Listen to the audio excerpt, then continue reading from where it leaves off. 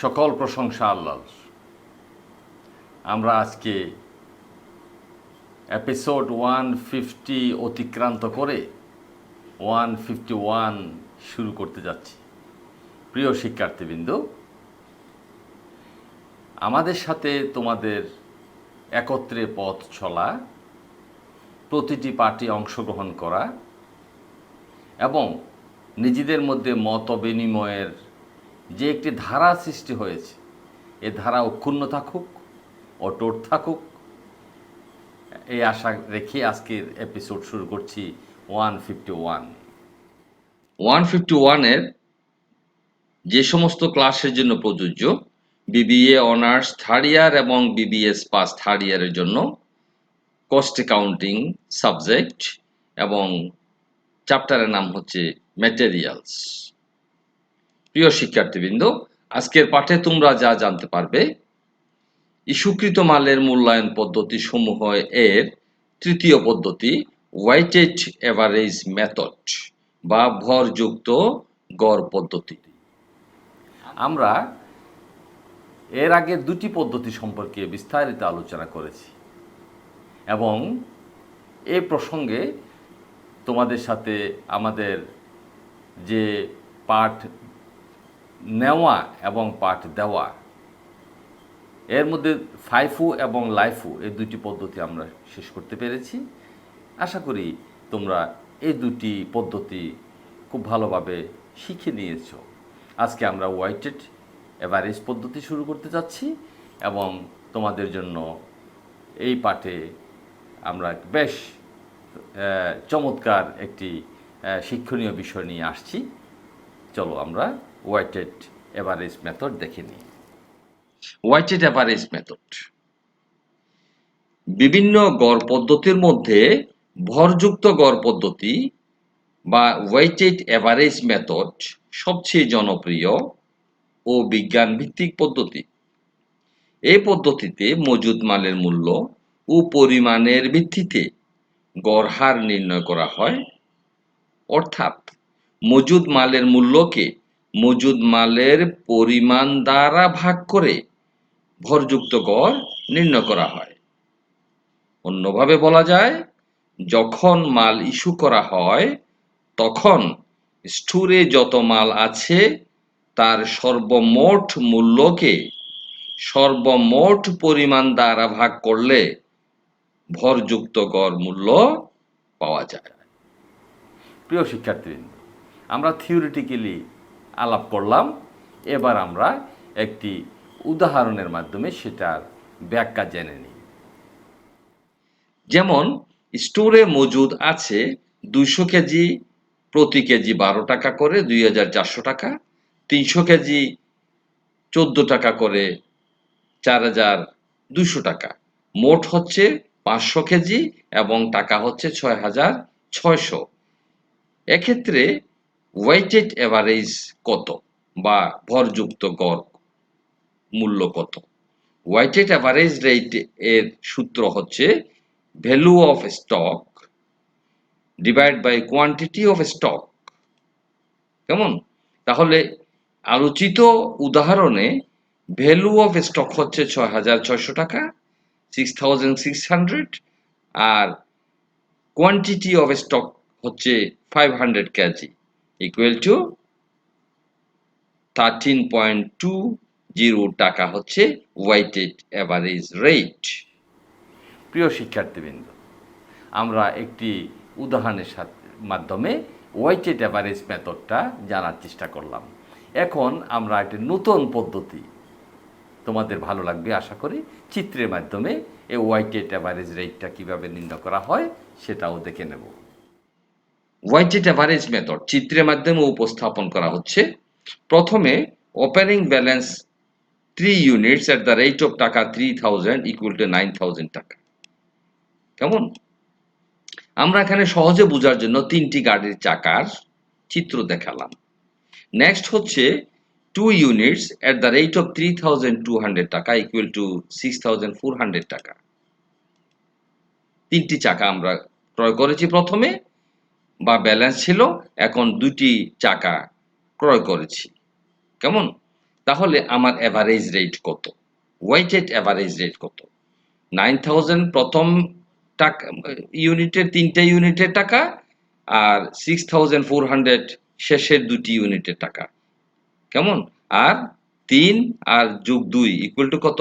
দেখো, টাকা হচ্ছে 15400 টাকা, আর ইউনিট হচ্ছে 5 ইউনিট, ইকুয়াল টু 3080 টাকা বা 3080 টাকা। কেমন?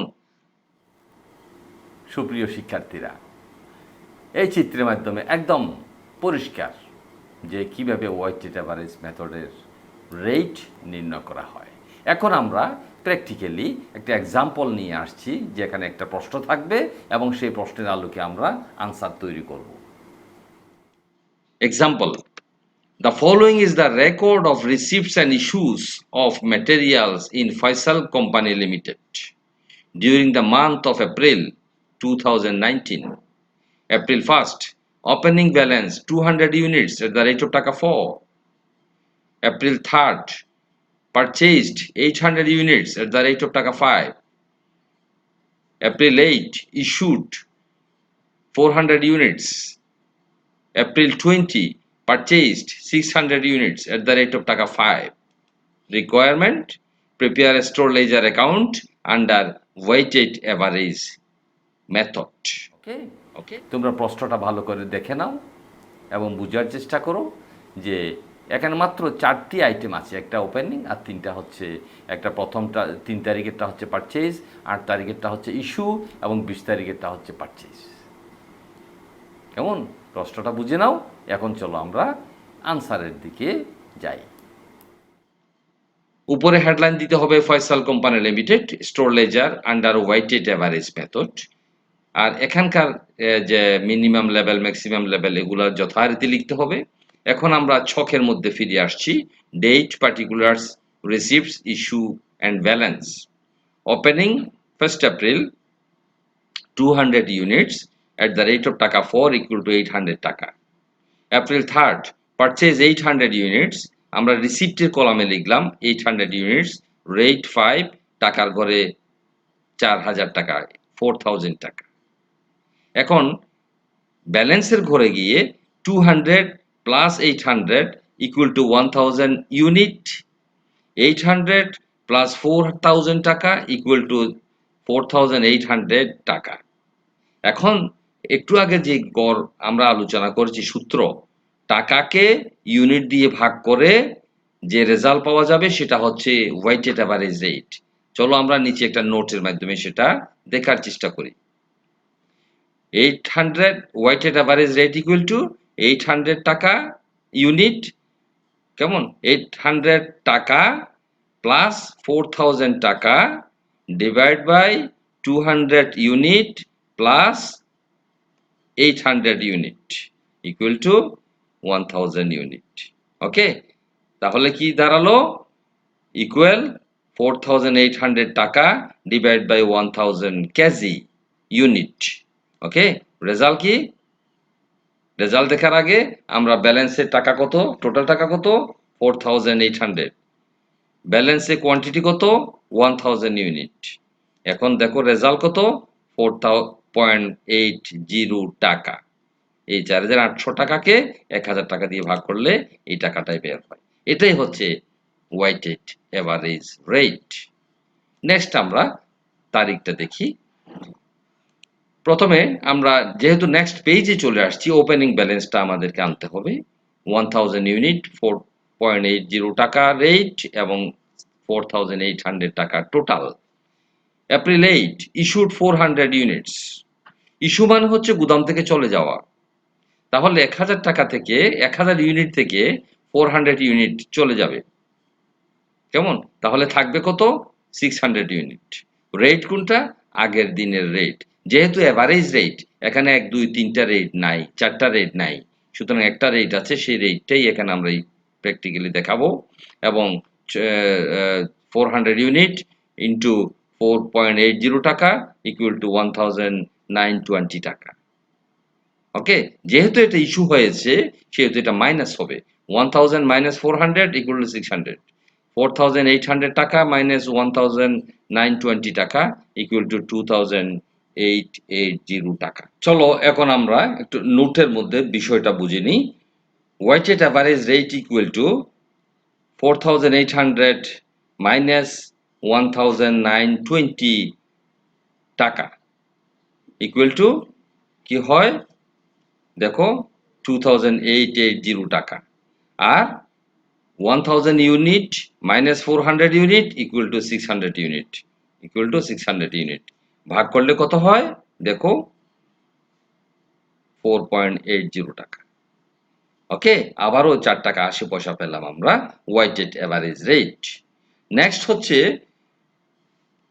20 তারিখে পারচেজ করেছি আমরা 600 ইউনিট, কিন্তু তার আগে আমাদেরকে ওপেনিং ব্যালেন্সটা আনতে হবে, যেহেতু আমরা অন্য পেজে চলে আসছি। ওপেনিং ব্যালেন্স কত ছিল 600 ইউনিট। দেখো ওপেনিং ব্যালেন্স কত ছিল 600 ইউনিট, 4 টাকা 80 পয়সা, 2,880 টাকা। ওকে, এটা আমরা আবার নিয়ে আসলাম ওপেনিং ব্যালেন্সটা। এখন এপ্রিলের 20 তারিখ পারচেজ করলাম 600 ইউনিট, সুতরাং রিসিপ্টের কলামে বসাতে হবে 600 ইউনিট। প্রস্টের টাকা ছিল 5 ইকুয়াল টু 3,000 টাকা। এখন দেখি চিন্তা করে দেখো তো ব্যালেন্সের করে কি হবে। যেহেতু আমি পারচেজ করেছি আগের ব্যালেন্সের সাথে যোগ হবে। 600 ইউনিট আগে ছিল, এখন 600 ক্রয় করলাম ইকুয়াল টু 1,200 ইউনিট। আগে 2,880 টাকা ছিল, এখন 3,000 টাকা ইকুয়াল টু 5,880 টাকা যোগফল। ওকে, এখন এই রেটটা 4 টাকা 90 পয়সা কেমনে হলো সেটা আমরা চলো নোটের মাধ্যমে দেখে নিই। Weighted average rate equal to 2,880 টাকা প্লাস 3,000 টাকা, আর 600 unit plus 600 unit equal to 1,200 unit, নিচে উপরে 5,880 টাকা। কেমন দেখো 5,880 টাকা 1,200 ইউনিট ইকুয়াল টু 4 টাকা 90 পয়সা, সেটা হচ্ছে অ্যাভারেজ রেট। আমরা আজকেও একটি মজার অঙ্ক শিখলাম। এটার নাম কি পদ্ধতি? কোন পদ্ধতি?